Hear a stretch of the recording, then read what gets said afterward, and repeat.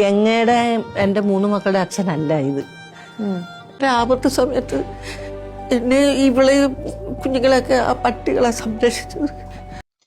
ഗംഗ ടിവിയിലുള്ള ചേച്ചി എന്നാണ് ആ ഇൻസ്റ്റാഗ്രാം പേജ്. അതായത് നിങ്ങൾ ഫസ്റ്റ് ലൂപ്പിൽ കണ്ട പോലെ, ഫസ്റ്റ് സ്റ്റാർട്ടിങ്ങിൽ കണ്ട പോലെ ഗംഗ, നിങ്ങൾ ഒട്ടുമിക്ക ആൾക്കാരും ഇവരുടെ വീഡിയോ, ഗംഗയുടെ വീഡിയോ ഇൻസ്റ്റാഗ്രാമിൽ കണ്ടിട്ടുണ്ടാകും, ഒരുപാട് ചിരിച്ചിട്ടുണ്ടാകും. ഒരു വൈബ് ഫാമിലി, അതാണ് ഈ ഗംഗയുടെ വീഡിയോയുടെ പ്രത്യേകത എന്ന് പറയുന്നത്. അവിടെ അച്ഛനും അമ്മയും അടങ്ങുന്ന ഒരു കുടുംബത്തിലെ നടക്കുന്ന കാര്യങ്ങളും, പിന്നെയുള്ള കമന്റ്, നെഗറ്റീവ് കമന്റ്, വിമർശനങ്ങൾ, അതുപോലെ തന്നെ ലൈംഗിക ചുവയുള്ള കമന്റുകൾ, പിന്നെ റിയാക്ട് ചെയ്തുകൊണ്ടുള്ള ഒരു കണ്ടന്റാണ് സാധാരണയായിട്ട് ഗംഗയുടെ പേജിൽ, ഇൻസ്റ്റാഗ്രാം പേജിലൂടെ നമ്മളൊക്കെ കാണുന്നത്. അത് റിയാക്ട് ചെയ്യുന്നതോ അത് നല്ലൊരു ഫണ്ണി മൂഡിലും, പിന്നെ കമന്റ് ഇട്ടവരെ എങ്ങനെയൊക്കെ ഊക്കാൻ പറ്റുമോ അങ്ങനെയൊക്കെ ഊക്കാൻ പറ്റുന്ന രീതിയിലുള്ള ഒരു റിയാക്ഷൻ വീഡിയോ ആണ് ഗംഗയുടെ വീഡിയോ നമുക്ക് കാണാൻ സാധിക്കാം. ഇവരുടെ ചില വീഡിയോസ് ഒക്കെ ഞാനും കണ്ടിട്ടുണ്ട്, ഒരുപാട് ചിരിച്ചിട്ടുണ്ട്. നല്ലൊരു കണ്ടന്റ് മേക്കർ തന്നെയാണ് ഗംഗ എന്ന് പറയുന്നത്. ഇപ്പോ ഒരു ദിവസത്തിന് മുമ്പേ, 1-2 ദിവസത്തിന് മുമ്പേ ഹാപ്പി പ്രേംസ് എന്ന യൂട്യൂബ് ചാനലിലൂടെ ഗംഗയും അതുപോലെ തന്നെ ഗംഗയുടെ അച്ഛനും അമ്മയും അടങ്ങുന്ന ആ കുടുംബത്തിന്റെ ഒരു ഇന്റർവ്യൂ കാണാനിടയായി. ആ ഇന്റർവ്യൂ കണ്ടപ്പോഴാണ് എനിക്ക് അത്ഭുതപ്പെടുത്തുന്ന ഒരു സത്യം എനിക്ക് അതിലൂടെ മനസ്സിലായത്. ഞാൻ ഒട്ടും പ്രതീക്ഷിക്കാത്ത ഒരു സത്യം അതിലൂടെ എനിക്ക് മനസ്സിലാക്കാൻ സാധിച്ചു. സ്വന്തം ഭർത്താവിന്റെ അമ്മയെ അമ്മ എന്ന് വിളിക്കരുത്, സ്വന്തം ഭാര്യയുടെ അമ്മയെ അമ്മ എന്ന് വിളിക്കുന്നത്, അങ്ങനെ വിളിക്കുന്നവരൊക്കെ പ്രാന്തന്മാരാണ്, പിന്നെ വഴിയെ പോകുന്നവരെ അമ്മ വിളിക്കാൻ എനിക്ക് പ്രാന്തൊന്നും ഇല്ല എന്ന് പറയുന്ന ചില ആൾക്കാരുടെ അടുത്ത് ഗംഗ വ്യത്യസ്തയാകുന്നത് ഈ ഒരു കാരണം വെച്ചിട്ടാണ്. അപ്പൊ ആ ഇന്റർവ്യൂ കണ്ടു കഴിഞ്ഞാൽ നിങ്ങൾക്ക് മനസ്സിലാവും. അപ്പോ നേരത്തെ നമ്മൾ ആ ഇന്റർവ്യൂയുടെ കാര്യത്തിലേക്ക് വരാം. അപ്പൊ നേരത്തെ പറഞ്ഞ പോലെ ഗംഗയുടെ റീൽ എന്ന് പറയുന്നത്, ഇൻസ്റ്റാഗ്രാമിലെ റീൽ എന്ന് പറയുന്നത് കമന്റുകൾക്ക് റിയാക്ട് ചെയ്യുക എന്നുള്ളതാണ്. നമുക്കതിൽ 1-2 പിന്നെ വീഡിയോസ്, ഗംഗയുടെ വീഡിയോസ് നമുക്ക് ഒന്ന് കാണാം. കാലൊന്ന് അകത്തി വയ്ക്ക്. വൈ നോട്ട് അകത്ത് പറ്റുമോ? കുറച്ചുകൂടെ പറ്റത്തില്ല ചേട്ടാ, ഇത് മാക്സിമം ആണ്. ഇനി അകത്ത് കഴിഞ്ഞാൽ നിങ്ങളുടെ കുടുംബം അന്യം നിന്ന് പോകും. നിന്റെ അച്ഛന് കാഷ്യൂനട്ട് ഉണ്ടോ മീരും? തെളിവടമ്മ, കുഞ്ഞിലെ പാളയെ കിടത്തി കുളിപ്പിച്ചപ്പോ അങ്ങനെ ഒരു സാധനം ഞാൻ കണ്ടു എന്ന് ഞങ്ങളുടെ അമ്മൂമ്മ എഴുതി തന്ന രേഖ, കരട് കിട്ടാൻ നേരം താഴെ ഞാൻ അങ്ങനെ ഒരു സാധനം കണ്ടു തൊട്ടു എന്ന് ജോത്സ്യം പറഞ്ഞ ജോത്സ്യന്റെ ബാധ്യതാ സർട്ടിഫിക്കറ്റ്, യൂറിൻ ടെസ്റ്റ് ചെയ്ത് അങ്ങനെ ഒരു പ്രോപ്പർട്ടി അവിടെ ഉണ്ടെന്ന് ഉറപ്പിച്ചതിന്റെ തെളിവ്. കാണിരമ്മ, ആർക്കെങ്കിലും ഡൗട്ട് ഉണ്ടെങ്കിൽ കച്ച കെട്ടി അംഗത്തിന് വിളിച്ചോ, ഏത് പബ്ലിക് ടോയ്ലറ്റിലും പുള്ളി ഒന്ന് മുള്ളി കാണിച്ചു തരും. ഈ ഒരു കാറ്റഗറിയിലുള്ള വീഡിയോ ആണ് ഗംഗ ഇപ്പോ ചെയ്തു വരുന്നത്. ഗംഗ വന്നത് വെച്ച് കഴിഞ്ഞാൽ, ഗംഗ മീഡിയയിലേക്ക് വരുന്നത് ഒരു ചിരി ബമ്പർ ചിരി എന്ന പരിപാടിയിലൂടെ, മഴവിൽ മനോരമയിലെ ഒരു പ്രോഗ്രാമിലൂടെ ഗംഗ മീഡിയയിലേക്ക് വരുന്നു. അതിനുശേഷം പിന്നീട് ഇൻസ്റ്റാഗ്രാമിൽ ഫ്രണ്ട്സിന്റെ കൂടെ റീൽസ് ഒക്കെ ചെയ്യുന്നു. പിന്നീട് ഇൻഡിവിജ്വൽ ആയിട്ട് ഒരു ചെറിയ കാര്യങ്ങൾ എടുത്തിട്ട് അതിനുള്ള റിയാക്ഷൻ ആയിട്ട് വീഡിയോ ചെയ്തു വരുന്നു. ഇടയ്ക്ക് കമന്റിന് ഒരു റിയാക്ഷൻ ആയിട്ട് റിയാക്ട് ചെയ്യുന്ന പോലെ ഗംഗ ഒരു വീഡിയോ ചെയ്യുന്നു. അതൊരു ഫണ്ണി രീതിയിൽ ചെയ്യുന്നു. ആ വീഡിയോ അങ്ങ് ഹിറ്റ് ആകുന്നു. പിന്നീട് അച്ഛനെ ഇൻട്രൊഡ്യൂസ് ചെയ്യുന്നു വീഡിയോയിൽ കൂടെ, അമ്മയെ ഇൻട്രൊഡ്യൂസ് ചെയ്യുന്നു. അച്ഛനെ അമ്മയൊക്കെ ജനങ്ങൾ ഏറ്റെടുക്കുന്നു. അപ്പോൾ അതിനിടക്ക് പിന്നെ നെഗറ്റീവ് കമന്റ്സ് ഒരുപാട് വരുന്നു. അവരുടെ ബോഡി ഷെയ്മിങ്ങും അതുപോലെ തന്നെ ലൈംഗിക ചൊവ്വയുള്ള ഒരുപാട് കമന്റ്സും, അതുപോലെ എന്തുകൊണ്ട് കല്യാണം കഴിക്കുന്നില്ല എന്നിങ്ങനെയുള്ള ഒരുപാട് കമന്റ്സുകൾ വരുന്നു. അപ്പോൾ ആ കമന്റ്സ് എടുത്തിട്ട് ഗംഗ വീണ്ടും അതിലൊരു കണ്ടന്റ് ക്രിയേറ്റ് ചെയ്തിട്ട് അതിനെതിരെ റിയാക്ട് ചെയ്യുന്നു. ആ വീഡിയോ ഹിറ്റ് ആകുന്നു. അങ്ങനെയാണ് ഗംഗ ഇൻസ്റ്റാഗ്രാമിൽ ഫേമസ് ആകുന്നതും ഒരു കണ്ടന്റ് ക്രിയേറ്റർ ആയിട്ട് ഉയർന്നു വരുന്നതും. അതിന് മുന്നിലുള്ള ജീവിതമൊന്നും എനിക്കറിയില്ലായിരുന്നു. പക്ഷെ ഇന്റർവ്യൂ ഞാൻ ഒരു പ്രാവശ്യം കണ്ടതാണ്. കണ്ടപ്പോ അതിലൂടെ പറയുന്നുണ്ട്, ബമ്പർ ചിരിയിലൊക്കെ ഇവരുടെ ലൈഫിനെ പറ്റി സംസാരിച്ചിട്ടുണ്ട് എന്നൊക്കെ പറയുന്നുണ്ട്. പക്ഷെ ഞാൻ ശ്രദ്ധിച്ചില്ലായിരുന്നു. പക്ഷെ ഈ ഇന്റർവ്യൂ കണ്ടപ്പോഴാണ് എനിക്ക് കൂടുതൽ കാര്യങ്ങൾ, ഗംഗയെ കുറിച്ചുള്ള കൂടുതൽ കാര്യങ്ങൾ മനസ്സിലായത്. അപ്പൊ ഇന്റർവ്യൂ തുടങ്ങുമ്പോൾ തന്നെ അവര് ഞാൻ പറഞ്ഞല്ലോ, അവരുടെ ഇൻസ്റ്റാഗ്രാമിൽ വീഡിയോയിൽ കാണുന്ന പോലെ തന്നെ ഒരു വല്ലാത്തൊരു വൈബോട് കൂടിയാണ് ആ ഇന്റർവ്യൂ തുടങ്ങുന്നത്. നമുക്ക് ആ ഇന്റർവ്യൂ ഒന്ന് കേൾക്കാം. മെട്രോയിൽ കേറി എങ്ങനെ ഉണ്ടായിരുന്നു വെച്ചാ? കുഴപ്പമൊന്നുമില്ല, എല്ലാം അടിപൊളിയായിരുന്നു. ഞങ്ങൾ ഒരു മണിക്കൂർ, 1.5 മണിക്കൂർ കൂടെ ഇരുന്നില്ലേ? 1.5 മണിക്കൂർ വെച്ചാണ് കാണുന്നത്. എല്ലാം അടിപൊളിയായിരുന്നു. 1.5 മണിക്കൂർ ഇരുന്നു. എന്നുവെച്ചാൽ പുള്ളി വീട്ടിൽ നിന്ന് പുറത്തോട്ട് അങ്ങനെ ഇറങ്ങിയിട്ടില്ല. അല്ലെങ്കിൽ ആരുടെങ്കിലും കല്യാണം വരണം, ദൂരെയൊക്കെ പോകണമെങ്കിൽ. ഫസ്റ്റ് ടൈം ആണ് എറണാകുളം വരുന്നത്. ലുലു മോള് കാണുന്ന ആദ്യമായിട്ടാണ്. മെട്രോയിൽ കയറുന്ന ആദ്യമായിട്ട്. എന്റെ അടുത്ത് ആദ്യം ചോദിച്ചത് ഇതുവഴിയാ പോകുന്നത്. പിന്നെ ചോദിച്ചു ടിക്കറ്റ് എടുക്കാൻ ആരും വരുത്തില്ല. ബസ്സിലെ പോലെ. എന്നിട്ട് ഈ സാധനം വന്നു പറയാം ഇതിന് നീളക്കുറവാന്നല്ലോ. പുള്ളി ഉദ്ദേശിച്ച ട്രെയിൻ പോലെ നല്ല നീളമുള്ള ഒരു സാധനമാണ്. നീളക്കുറവാ, AC ഉണ്ട് അതിനകത്ത്, എല്ലാം കണ്ടുപിടിച്ച്. ഇന്നൊരു ദിവസം കയറി അത് കഴിഞ്ഞിട്ട് വെള്ളിൽ ഇറങ്ങി ഇനി ടിക്കറ്റ് എടുക്കണ്ടേ പറഞ്ഞില്ല. അന്നേരം എടുത്ത ടിക്കറ്റ് ഉണ്ട്. പിന്നെ സ്വയമായിട്ട് മറ്റേ കൗണ്ടറിൽ ഞെക്കി സാധനം തുറന്ന് പുറത്തിറങ്ങി എല്ലാം പഠിപ്പിച്ചു കൊടുത്ത്. ഇനി ഞങ്ങളുടെ കണ്ണു വെട്ടിച്ച് ഓടിക്കൊണ്ടെന്ന് പറഞ്ഞു. ഞാനൊന്ന് മെട്രോ കയറിയിട്ട് ഓടിങ്ങി നിൽക്കാം മെട്രോയില്. ഓക്കെ, ലുലുവില് പോയിട്ട് എങ്ങനെയുണ്ട്? ആൾക്കാർ തിരിച്ചറിഞ്ഞ് ഫോട്ടോ ഒക്കെ എടുക്കാൻ? അതിനെക്കുറിച്ച് അങ്ങനെയാണ് ആ ഇന്റർവ്യൂ സ്റ്റാർട്ട് ചെയ്യുന്നത്. ഇത് ഒരു 8 മിനിറ്റ് ശേഷമുള്ള പിന്നെ പാട്ടാണ്. പെട്ടെന്ന് ഞാൻ അവിടെ അത്ര വരെ കട്ട് ചെയ്തതാണ്. പിന്നെ അതായത് പിന്നെ ലുലു മാള് കാണാത്ത അച്ഛൻ, ലുലു മാള് AC ഉണ്ട് എന്ന് പറയുന്ന അച്ഛൻ അങ്ങോട്ടും ഇങ്ങോട്ടും കളിയൊക്കെ കൊണ്ട് തമാശ രൂപത്തിൽ പറഞ്ഞുകൊണ്ട് ആ ഇന്റർവ്യൂ ആ പോസിറ്റീവ് വൈബോട് കൊടുത്ത് മുന്നോട്ട് പോവുകയാണ്. അപ്പൊ അത് കാണുമ്പോൾ തന്നെ നമുക്ക് മനസ്സിലാവുന്നുണ്ട് ഒരു എന്താ പറയാ, നേരത്തെ പറഞ്ഞ പോലെ ആ ഇൻസ്റ്റാഗ്രാമിലൂടെ കാണുന്ന വീഡിയോസ് കാണുമ്പോൾ തന്നെ നമുക്കൊരു പോസിറ്റീവ് വൈബ് ഉണ്ടാവുമല്ലോ. എന്ത് നെഗറ്റീവ് പറഞ്ഞാലും നമ്മൾ പോസിറ്റീവായിട്ട് എടുക്കുമെന്ന് പറയുന്ന ഒരു ഫാമിലി, അതേ പോസിറ്റീവ് വൈബോട് തന്നെയാണ് ഈ ആ ഇന്റർവ്യൂ ആരംഭിക്കുന്നത്. നമുക്ക് ബാക്കിയൂടെ കേൾക്കാം. എന്താ കൊടുത്തേച്ചാ? പിള്ളേരൊന്ന് ഫോട്ടോ ഒക്കെ എടുത്തായിരുന്നു. അതാ സെൽഫി എന്തെന്ന് പുള്ളിക്ക് മനസ്സിലായില്ല. പുള്ളി അടിച്ച വല്ല ഐസ്ക്രീമോ സെൽഫി കൊടുത്തോ ഫലൂട മേടിച്ചു കൊടുത്ത്, ഫലൂട മേടിച്ച് ഞങ്ങള് ഇവള് പോയി മേടിച്ചു. ഞാൻ സത്യത്തിൽ എനിക്ക് പറഞ്ഞുകൂടാ, ഉള്ള സത്യം പറയാം. ഫലൂട മേടിച്ചോണ്ട് വരട്ടെ എന്ന് പറഞ്ഞ് ഞാൻ പറഞ്ഞു എനിക്ക് കുടിച്ച് പകുതി സംഭവം കൊണ്ടുവന്നപ്പോഴാണ് ഞാൻ അറിയുന്നില്ല ഇത്രയേ ഉള്ളൊരു കുഞ്ഞ് ഗ്ലാസ്സിനകത്ത് ഒരു ഇച്ചിരി ഐസ്ക്രീം കുറച്ച് സാധനങ്ങളോട് ഇട്ടുകൊണ്ട് തരുന്നതാണ്. കുടിച്ച് പാതിയൊക്കെ ഞാൻ പുള്ളി വെച്ച് എത്ര രൂപ ഇതിന്? 252 എങ്ങാണ്ടായിട്ടുണ്ടായിരുന്നു. പിന്നെ ഇറങ്ങുന്നില്ല രണ്ട് ഗ്ലാസും കൂടെ നമുക്ക് വീട്ടിൽ കൊണ്ടുപോയാൽ. ഇവരെ സംബന്ധിച്ചിടത്തോളം 200 രൂപ എന്നൊക്കെ പറഞ്ഞു കഴിഞ്ഞാൽ ഭയങ്കര വലിയ പൈസ. ഒരു ദിവസത്തെ കാര്യം ഇവിടെ ആണെങ്കിൽ ഒരു മന്തി പോലും വാങ്ങിക്കാത്ത ആളാ. കൊണ്ടേ പറയാം 2 ദിവസം ആ പൈസ ഓട്ടിക്കാന്ന് പറയും. അപ്പൊ ഇത് പകുതി കുടിച്ചപ്പോഴാണ് ഞാൻ 252 രൂപ എന്ന് പറഞ്ഞത്. പിന്നെ ഇറങ്ങുന്നില്ല.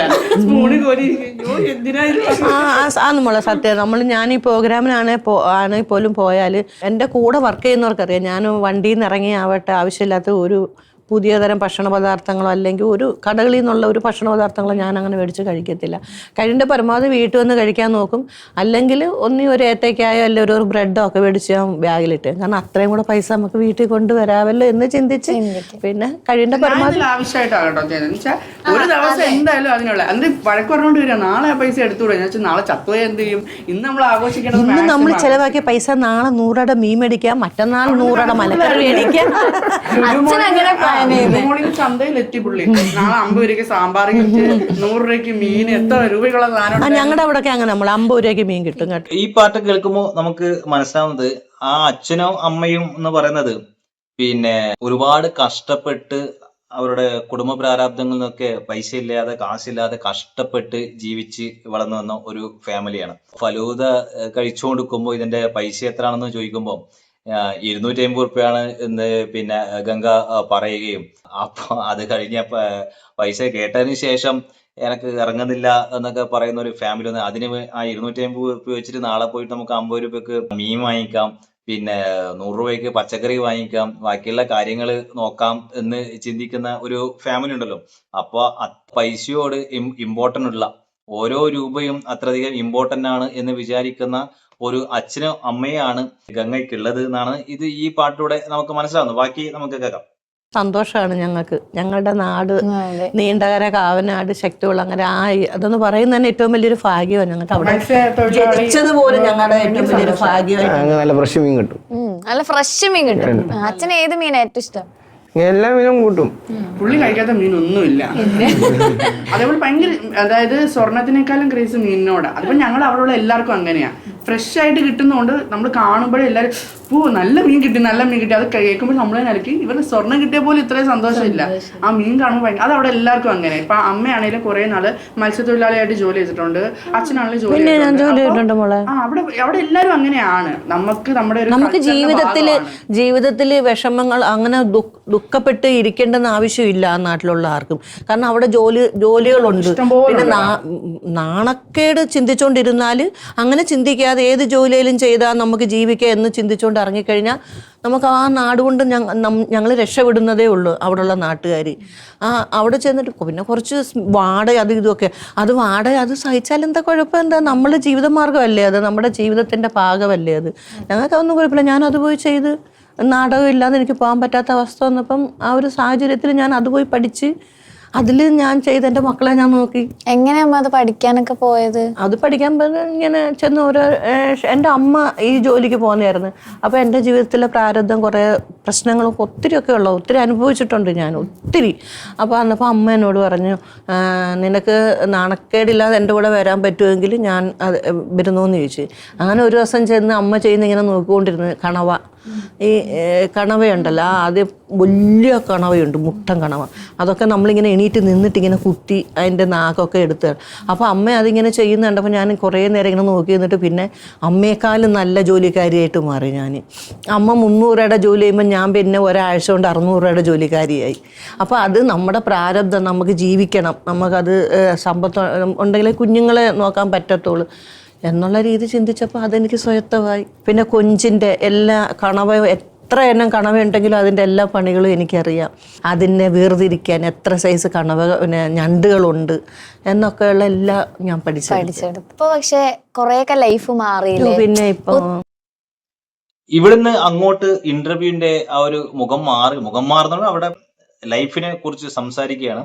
പക്ഷെ ടോട്ടൽ ഇന്റർവ്യൂവില് കുറെ കാര്യങ്ങൾ പറയുന്നുണ്ടൊക്കെ അതൊക്കെ അതിനിടയ്ക്ക് തമാശ രൂപത്തിൽ ആ ജീവിതത്തെ വളരെ ഈസി ആയിട്ട് എടുക്കുന്ന, ഇതൊന്നും ഒരു പ്രശ്നമല്ല, എല്ലാം പോസിറ്റീവായിട്ട് എടുക്കുന്നുള്ള ഒരു ഫാമിലി ആയിട്ടാണ് എനിക്ക് തോന്നിയിട്ടില്ല. ഇവിടെ പറഞ്ഞത് അമ്മയുടെ പ്രാരാബ്ദങ്ങളും ആ 3 മക്കളെ പോറ്റി കൊണ്ടുവരാനുള്ള കഷ്ടപ്പാടും, പിന്നെ അമ്മയിൽ നിന്ന് പഠിച്ച മത്സ്യബന്ധന തൊഴിലും, പിന്നീട് നാടകക്കാരിയായിരുന്നു കേട്ടോ. ഫസ്റ്റ് നാടകത്തിൽ അഭിനയിക്കുന്ന ഒരു അഭിനേതാവായിരുന്നു. അതിനുശേഷം പല ജോലികളും എടുത്തിട്ടാണ് പിന്നെ ഭിക്ഷയെടുത്തു എന്ന് കൂടെ പറയുന്നുണ്ട്. ഞാൻ അത് അവസാനത്തെ ഇന്റർവ്യൂവിന്റെ തീരാനാകുമ്പോൾ അതിന്റെ കാര്യങ്ങൾ പറയുന്നുണ്ട്. അങ്ങനെയാണ് ആ അമ്മ ആ 3 മക്കളാണ് ടോട്ടലായിട്ട്. ഗംഗ മൂത്ത മകളാണ്. അങ്ങനെയാണ് പിന്നെ ആ കുടുംബത്തെ പോറ്റി വന്നത് എന്നൊക്കെ പിന്നെ ആ അമ്മ പറയുന്നുണ്ട്. നമുക്ക് ബാക്കിയൂടെ കേൾക്കാം. മാറിയിട്ടുണ്ടാവുന്ന എനിക്ക് ഇപ്പൊ ഈ പറയുമ്പോ തന്നെ. പക്ഷെ ഇപ്പൊ നമ്മള് സോഷ്യൽ മീഡിയയിൽ ഗംഗയുടെ പേജിലൂടെ നിങ്ങളെ കാണുമ്പോൾ എത്രത്തോളം ലൈഫ് മാറിയിട്ടുണ്ടാവും എല്ലാവർക്കും അറിയാൻ പറ്റും.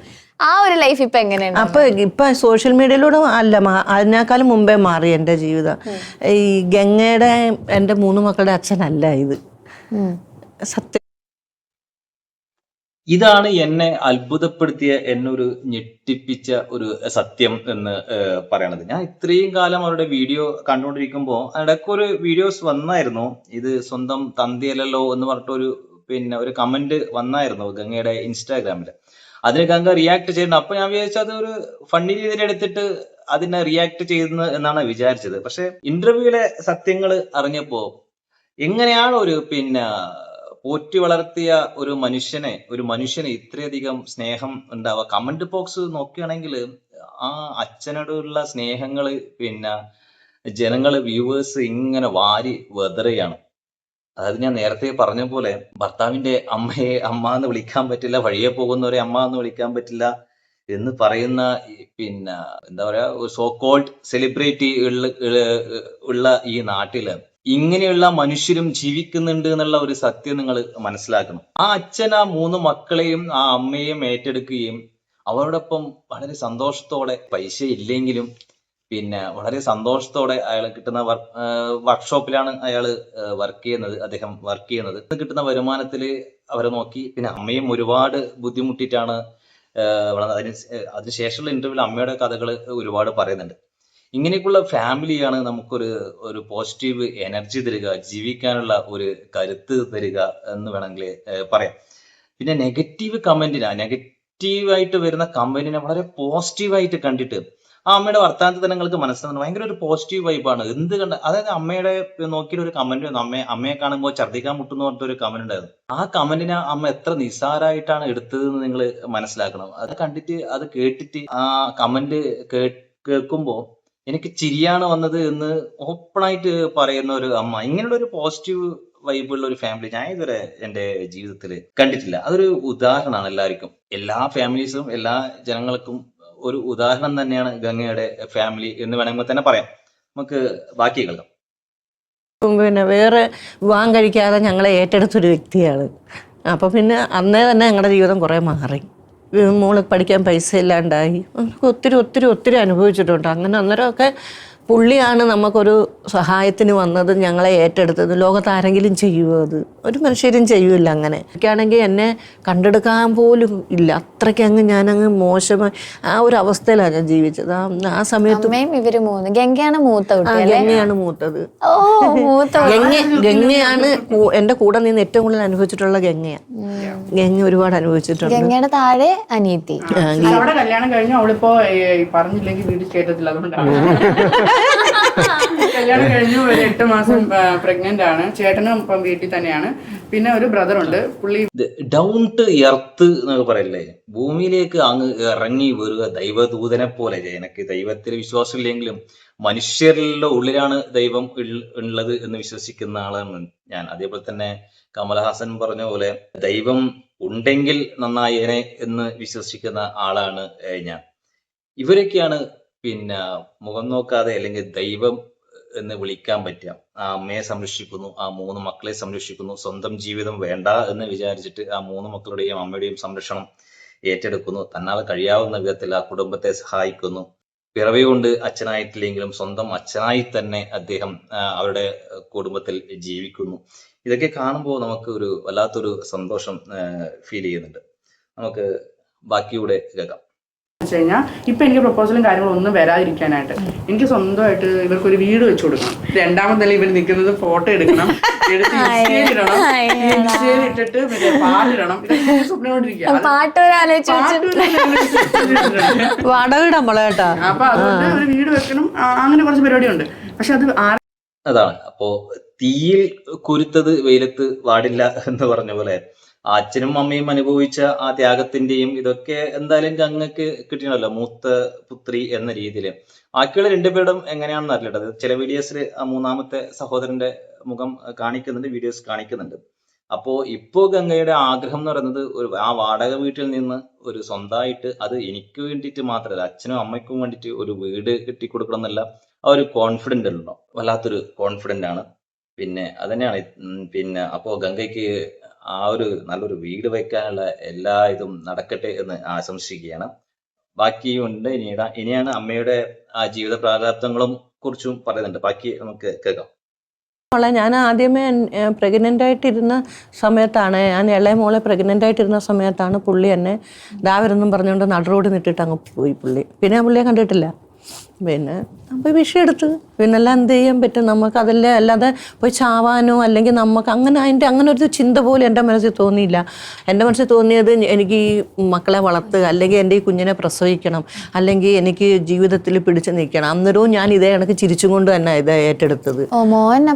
മോനല്ല, മോള്. അതൊക്കെ ഭയങ്കര കഥയാണ്. പിന്നെയും പുള്ളി ഇതെല്ലാം പ്രശ്നങ്ങളെല്ലാം കഴിഞ്ഞ് കഴിഞ്ഞിട്ട് പിന്നെയും പുള്ളി വന്ന് പോലീസുകാർ തന്നെ ഞങ്ങളെ വീണ്ടും പിന്നെ ഒന്നിപ്പിച്ചിട്ട് പിന്നെ അങ്ങനെയൊക്കെ ആയി കഴിയുമ്പോൾ പിന്നെയും പുള്ളി തരികട കാണിച്ച് പോയപ്പോഴാണ് പിന്നെ ഞാൻ പോലീസ് സ്റ്റേഷനിൽ ചെന്ന് എഴുതി വെപ്പിച്ച് ഇനി ബന്ധം വേണ്ട, ഞാൻ 3ാമത്തത് 3 മാസം പ്രഗ്നൻ്റ് ആണെന്നൊക്കെ പറഞ്ഞ് അങ്ങനെ വിഷയമായത്. അതിനു മുമ്പ് ഞാൻ ഈ മോളുമായിട്ട് കുറേ നാൾ ഇവളുമായിട്ട് കടത്തിണ്ണകളിലോട് കടന്നിട്ടുണ്ട്. ഞാൻ ഇവളെ കൊണ്ട് സത്യം, ഞാൻ കള്ളം പറയല്ല, സത്യസന്ധമായ കാര്യം പറയാം. പുള്ളിക്കൊക്കെ അറിയാം, പുള്ളിയൊക്കെ ആ നാട്ടിലുള്ളതല്ലേ, പുള്ളിക്കൊക്കെ അറിയാം. ഞാൻ എൻ്റെ നാട്ടിലുള്ള എല്ലാവർക്കും അറിയാം. അത് ഞാൻ ഒളിച്ചു വെക്കേണ്ടുന്ന കാര്യമില്ല. എൻ്റെ മോളെ നടുക്കത്തെ മോളെ പ്രഗ്നൻ്റായി 3 മാസം തൊട്ട് അവളെ പ്രസവിച്ചൊരു പരുവം വരെയും ഞാൻ കടത്തിണ്ണതോറും നടന്നു. ആരും തിരിഞ്ഞു നോക്കില്ല. എൻ്റെ അച്ഛനോ അമ്മയോ എൻ്റെ സഹോദരങ്ങളോ ആരും തിരിഞ്ഞു നോക്കിയില്ല. അതിനടുത്ത് സ്കൂളുണ്ട്, പെൺകുളങ്ങര സ്കൂൾ. അന്ന് ഓല ഷെഡൊക്കെയാണ് സ്കൂളിൽ. ആ സ്കൂളിൻ്റെ വരാന്തയിൽ കയറി കിടന്ന് കൂടെ കുറേ തെരുവ് പട്ടികളുണ്ടായിരുന്നു കൂട്ടിന്. ആ പട്ടികൾ എന്നെ സംരക്ഷിച്ച്. അതുകൊണ്ടുകൂടി തന്നെ ഇപ്പോഴും തെരുവിലുള്ള പട്ടികൾക്ക് ഞാൻ ഫുഡ് കൊടുക്കും. അവരെ കൈ കഴുകാൻ തോന്നത്തില്ല മോളെ എനിക്ക്, സത്യം. ഇപ്പോഴും എല്ലാവരും പള്ളു പറയും പട്ടിക്ക് ചോറ് കൊടുക്കുമ്പോൾ, പക്ഷെ ഞാൻ കൊടുക്കും ഇപ്പോഴും. കാരണം ഒരാപത്ത് സമയത്ത് എന്നെ ഇവളെ കുഞ്ഞുങ്ങളെയൊക്കെ ആ പട്ടികളെ സംരക്ഷിച്ചത് സത്യം പറയാ ഒത്തിരി അനുഭവിച്ചിട്ടുണ്ട് ഗംഗയ്ക്ക് അതൊക്കെ ഓർമ്മയുണ്ടോ? പിന്നെ ഞാൻ പക്ഷെ അതെല്ലാം ഒരു സിനിമ പോലെ ഓർത്ത് വെച്ചിട്ടുണ്ട്. ഇനി കിടക്കട്ടെ, അതുകൊണ്ട് നല്ല രസമല്ലേ ഇങ്ങനെ ഇരിക്കുമ്പം രാത്രി ഇങ്ങനെ കിടക്കുമ്പോൾ ഇങ്ങനെ ആലോചിക്കും, അവിടെ നമ്മൾ ഇവിടം വരെ എത്തി. ഇതൊക്കെയാണ് അവരുടെ ജീവിത കഥ. ഏകദേശം ഒരു പിന്നെ 1/2 മണിക്കൂറോളം നീണ്ടു നിൽക്കുന്ന ഒരു ഇന്റർവ്യൂ ആണ്. അപ്പോ ഇങ്ങനെയാണ് ഗംഗയെയും ആ 2 മക്കളെയും ആ അമ്മ വളർത്തിയത്. അതേപോലെ തന്നെ ആ അച്ഛൻ എന്ന് വളർത്തിയത്. എനിക്ക് ആ അച്ഛന്റെ ഇതാണ് കേട്ടോ ഭയങ്കരമായിട്ട് ഒരു അത്ഭുതപ്പെടുത്തിയത് എന്ന് പറയുമ്പോൾ, സ്വന്തം ജീവിതം ഒഴിഞ്ഞു വെച്ചു. ഓക്കെ, അമ്മ എന്ന് പറയുന്നത് ഭിക്ഷയെടുത്തിട്ട് ജീവിച്ചു. അതുപോലെ തന്നെ കടൽ തിണ്ണകളില് കര മുന്നോട്ട് കൊണ്ടുപോയി ഓലഷെഡിൽ ഇതാക്കി നോക്കാൻ ആരുണ്ടായിരുന്നില്ല. ആ സമയത്ത് ദൈവദൂതനെ പോലെ ഒരാള് കയറി വരുന്നു. അപ്പൊ നമ്മൾ ആലോചിക്കേണ്ടത്, നമ്മളിപ്പോ ഈ സോഷ്യൽ മീഡിയ എന്ന് പറയുന്നത് നമ്മ റിയൽ എന്ന് പറയുന്നത് തന്നെ ഒരു സത്യസന്ധമായിട്ടുള്ള കാര്യം തന്നെയാണ്. നമ്മൾ റീലിലൂടെ കാണുന്നവരല്ല യഥാർത്ഥ ജീവിതം. അത് റിയൽ ലൈഫിലേക്ക് നമ്മ കടന്നു വരുമ്പോൾ ആ പച്ചയായ ജീവിതം നമുക്ക് പിന്നെ കൺമുന്നിൽ തെളിഞ്ഞു വരും. നിങ്ങൾ കാണുന്ന ഈ ഇൻസ്റ്റാഗ്രാമിൽ റീൽസിലോ അല്ലെങ്കിൽ യൂട്യൂബ് ഷോർട്സിലോ യൂട്യൂബ് വീഡിയോസിലോ കാണുന്നവരൊന്നല്ല യഥാർത്ഥ ജീവിതം എന്ന് പറയുകയാണ്. പിന്നെ ഇതൊക്കെയാണ് പിന്നെ അവരുടെ ജീവിതകഥ. ഈ പാർട്ട് 1 മാത്രമേ ഈ ഹാപ്പി ഫ്രെയിംസ് ഇറക്കിയിട്ടുള്ളൂ. അതിന്റെ പാർട്ട് 2 ഉടനെ തന്നെ പ്രതീക്ഷിക്കാം. അപ്പോൾ അതിലെന്താണ് കാര്യങ്ങൾ എന്നുള്ളത് നമുക്ക് അതിനെക്കുറിച്ച് പറ്റുമെങ്കിൽ ചർച്ച ചെയ്യാം. നിങ്ങളുടെ അഭിപ്രായം തീർച്ചയായും താഴെ കമന്റ് ചെയ്യുക. അടുത്ത വീഡിയോയിൽ വീണ്ടും കാണാം. അതുവരേക്കും ഗുഡ് ബൈ.